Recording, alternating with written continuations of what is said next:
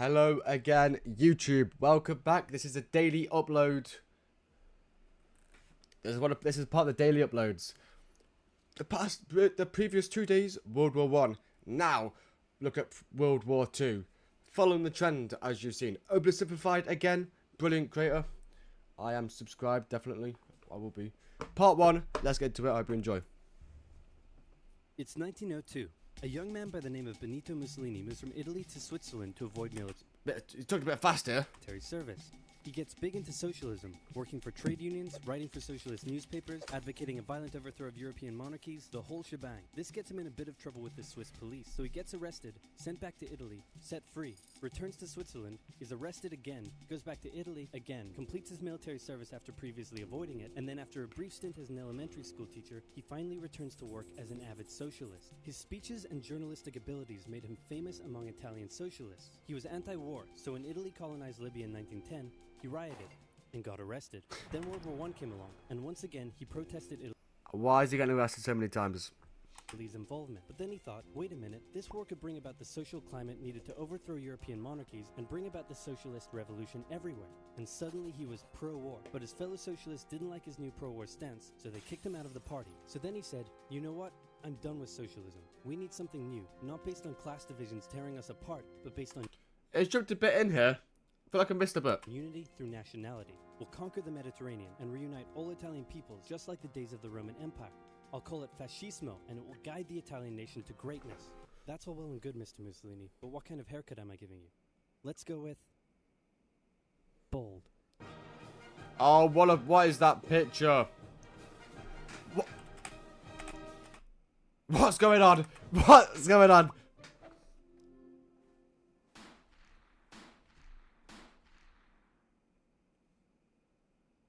Italy had been on the winner's side in World War I, and they hoped they were going to get a lot out of it, but in the end, they only got a little, and they felt cheated. On top of that, a bad economy and weak governments meant that the Italian people were a little unhappy. So when Mussolini came along and said that he could fix everything, his fascist movement gained a lot of support. In 1922, he went to the king and said, make me prime minister, or I'll make me prime minister. And the king said, you and what army?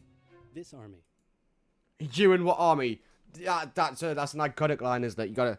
You and what army? This army. Fair enough. Then he went about establishing a dictatorship with himself at its center. Europe had its first fascist dictator. Next up, Germany. Germany had Remember Hitler from the first one? Oh, no. Remember Hitler from the Hitler videos? been on the loser's side, and they got absolutely wrecked by the Treaty of Versailles. They lost territory, had to demilitarize the Rhineland, had to reduce their army to just 100,000 men, couldn't have an air force, had to pay the Allies a huge amount Couldn't have an air of money force. that it didn't have. And a new rule was established that every Englishman withheld the right to walk into the center of Berlin, pick out any German they wanted, and spank the hell out of them. What? No. There's no way this is true. I made that last one up. Ah, okay, there we go. Helps you understand how all of this felt to Germans. On top of that, a bad economy and weak governments meant that when a small angry man with a silly mustache came along and said that he could fix everything, the German people loved it. Hitler had been a soldier during World War I, and he was crazy patriotic, and nobody was madder than him about Germany's humiliation. He helped start a new political party, and in 1923 attempted a march on Munich with his boys.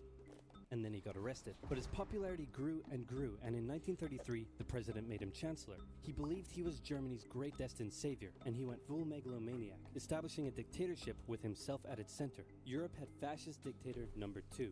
Hitler and Mussolini had a lot of the same ideas, but more importantly, they had the same enemies, and they started to get along. Anyone else want to be friends? Franco? No? You good? I do.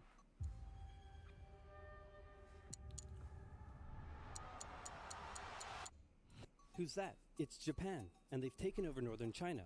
Let's rewind a bit. Japan had isolated itself from the rest of the world for over 200 years until the Americans showed up and said, you're going to trade with us and you're going to like it. Then the Western powers imposed a bunch of unequal treaties, meaning Japan's economy was bust. They also had no natural resources, so they decided to go get some. They went to war with China to gain a sphere of influence over Korea, and they took a bunch of China's stuff. But then the West said, hey, cut that out. And since Japan couldn't take on the West, they said, okay, I guess we'll just go home. Wait a minute, what are you doing? Taking advantage of a weakened China and setting up spheres of influence. But I was the one who weakened them. We know. And you guys didn't let me have anything. We know. That seems unfair.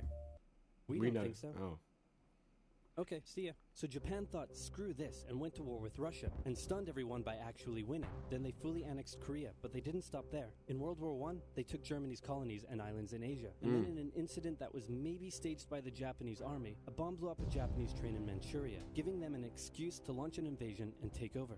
So here's the situation. Yeah. Nazi Germany, They just fascist rigged this. They're just rigging it. and Japan all believe they're racially superior, all feel hostility towards the Allies, and all want to militarize and take over more stuff. And so they did. Let's start with Germany. Hitler hated the Treaty of Versailles, and now he was ready to begin undoing it. In complete violation of the treaty, the first Luftwaffe squadrons were set up, conscription was introduced, and he pimped up his army. The Allies did nothing.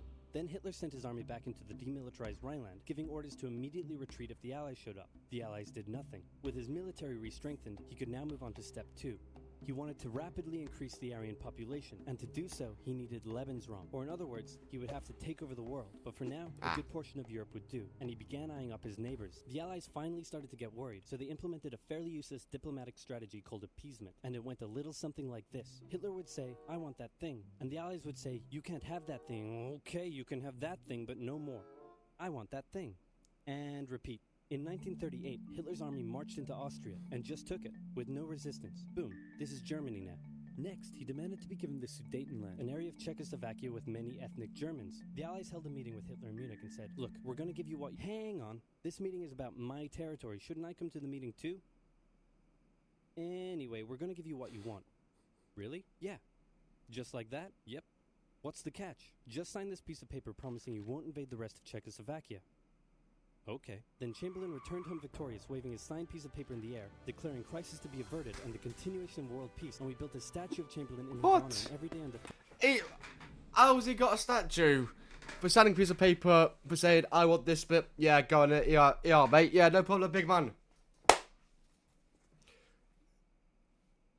And it's like, we've taken over a third, a portion, so to speak, a nibble. 30th of September, we celebrate Chamberlain Day. Hitler's invading the rest of Czechoslovakia. What? He's invading the rest of Czechoslovakia. Oh. You lied to me. What do you expect? I'm Hitler. Not to be outdone, Mussolini also wanted to get in on the action. He thought to himself, isn't there a not yet colonized nation somewhere which is so underdeveloped that the people would be defending themselves against our tanks with literal bows and arrows and wooden spears? Oh, there is? Fantastic. And so he took it. Italy also wanted to control the entrance to the Adriatic Sea, so they occupied Albania. Then, in another incident which was maybe staged by the Japanese, gunfire was exchanged by Japanese and Chinese troops at the Marco Polo Bridge, and the Japanese launched yet another invasion against China. They swept through Beijing and Shanghai, and then advanced through the Yangtze Valley to China's then capital, Nanking. It was here that saw the worst of Japan's shocking atrocities committed against the Chinese people. Back in Europe, Germany and Italy made their relationship status official by signing the Pact of Steel. Then, Hitler turned his eyes towards Poland and the hated Polish corridor, splitting Germany in two. At this point, the Allies really had to put their foot down, and they warned him that an invasion of Poland would mean war. Hitler had planned to continue his advance eastward, but he didn't want to end up fighting a war on two fronts. So for now, he made an alliance with Stalin, saying, how about we both invade Poland and split it between the two of us, and I definitely won't not refrain from not betraying you sometime in the future. Sounds... It was good. It was good. Good. This new alliance stunned the West. On the 1st of September 1939, German troops entered Poland, and Britain and France declared war on Germany. Oh. The Poles fought hard, but they were no match for the two giants crashing down on them from either side. Wait. When did Russia go over? Then came a period known as the Phony War, where everyone just sort of sat around not doing much. The French had launched a small invasion into the Saarland, but they maintained mostly defensive positions, and after a while decided to just turn around and call it a day. Speaking of France, the French were still super proud of their victory in World War I, and they hadn't really moved on from it. They still used horses, they dispatched messages by motorbike instead of using radio, orders from the commander-in-chief were usually pretty vague, and the troops were rarely inspected. They built a line of defenses along their German border, but didn't bother extending it all the way to the Channel, and they wouldn't launch artillery strikes against Germany out of fear of being retaliated against. In a war, they didn't want to attack the enemy. And at first the UK wasn't much better. Chamberlain still naively hoped that the war could be ended diplomatically. Instead of bombing raids, the RAF dropped propaganda leaflets over German What? cities. What a joke. Air Marshal said likely did Wait, that's nothing us. to provide the continent with toilet paper for the duration of the war. They also only sent 200,000 men to France, while the French had mobilized millions. Both Britain and France wanted to avoid a repeat of the First World War, and so they wanted to keep the war as far from home as possible. So they turned their eyes north, towards Norway. Neutral Sweden was exporting iron ore to Germany through neutral Norway, so the Allies asked them if they could please stop exporting iron ore to Germany, but this request was refused. Then the Soviet Union... No, who dis? So the Allies said, how about we land troops in Norway and move them across Sweden to go help out your good pal Finland, and along the way maybe take control of all your airfields. But Norway and Sweden still said no. So the UK mined the waters around Norway to force any transport ships into international waters, and they also attacked a German tanker they found in the area. Hitler realized what the Allies were up to, and he quickly moved to secure his supply of iron ore. He launched an invasion through Denmark into Norway. The Allies rushed to land troops at key ports along the coast, but Germany had taken control of Norway's airfield, and their air superiority decided the fight. The Allies had to retreat. After this slightly embarrassing failure, Chamberlain resigned and was replaced with Winston Churchill, who had a slightly different approach to dealing with the Germans. Hitler's overall strategy was similar to Germany's First World War strategy. Attack France, defeat France, knocking out the UK in the process, then turn on the Soviet Union and win the war. During the Phoney War, the Allies had given Hitler time to prepare his forces. Now, he was ready to attack. The Allies had wanted to place troops in Belgium, but Belgium had refused, and in a move that surprised pretty much no one, Hitler launched an invasion to get around France's defenses. The Allies charged into Belgium at full speed to meet the German invasion head-on, and it looked like a repeat of the First World War was coming. But this time, Hitler had a trick up his sleeve. Blitzkrieg. As the Germans advanced, they sent thousands of refugees westward, slowing down the Allies. Then, to the south, the French had left the Ardennes, an area full of hills and forests, pretty underdefended because they thought it was naturally impenetrable. Well, the Germans were about to penetrate it with everything they had. They smashed 50 Wehrmacht divisions through and encircled the Allied armies at lightning speed. The best of the Allied forces were now trapped. The Germans squeezed in from all sides, taking out France's best armies and nearly wiping out the British too. But they managed to make a desperate last-minute escape at Dunkirk, with British civilian ships even making the perilous... Dunkirk, battle up. Oh, did you hear about? I heard about all the fishing boats came over, took them. Bring their young men home. Yeah. With most of the French forces depleted, the Germans breezed through, taking Paris, and France fell. What the Germans couldn't do in World War I, Hitler had done, just like this. No, that's not a funny joke. Churchill was, but I wasn't alive, so I wouldn't know.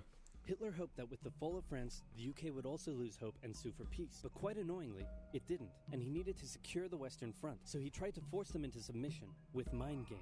The UK were now all alone, and Hitler wanted to emphasize that. First of all, just before France fell, Italy finally declared war on the Allies, making the UK's situation even worse. Next, instead of just occupying all of France, Hitler occupied the coastal areas for defense, but allowed France to continue its existence as a German puppet state. This way, it looked like the UK's old ally had decided to switch sides. Hitler also hoped that the UK wouldn't attack any of her old allies' navy bases or colonies in Africa, giving Hitler an extra line of defense to the south. But the UK made sure to respond to this by sailing down to France's navy base in Algeria and wrecking a bunch of ships. So have at it. Hitler then began laying down plans for an invasion of Great Britain before German troops could land on British soil. He would first need air and naval superiority across the Channel. Waves of German bombers came, while the completely outnumbered RAF worked bravely around the clock in an attempt to quell the German attacks. At first, the Luftwaffe targeted British ports and coastal facilities. Then it attacked RAF bases, crippling the RAF's ability to defend the nation. And it looked like Hitler's Great British invasion... Jolly rotten! We don't speak like that! But then, Churchill ordered a small, pretty insignificant bombing raid over Berlin. It didn't do much damage, but Hitler was furious, and he immediately ordered the Luftwaffe to refocus its attacks on civilian targets in London. Children were sent off to the countryside, away from their parents to avoid danger, and frequent trips to air raid shelters became a daily occurrence. But British morale held firm. Smiling, knitting, lounging casually, these people have balls of steel. This refocusing on Yes, we do! Yes, we do! London also gave the RAF breathing space to reorganize, so Hitler kind of shot himself in the foot there. Just a foot for now. Finally, the Luftwaffe sent one massive all-out attack on London, and the RAF successfully repelled it, destroying many of the German aircraft and placing air superiority firmly in British hands. Let's go! Hitler's invasion had to be postponed, but the bombing of British cities continued for some time. Not that. Thank you for watching part 1. Part 2 will be up tomorrow. If you're watching this a day late, it'll be up right now. See you then. Sure, Jolly, you don't. Not anymore.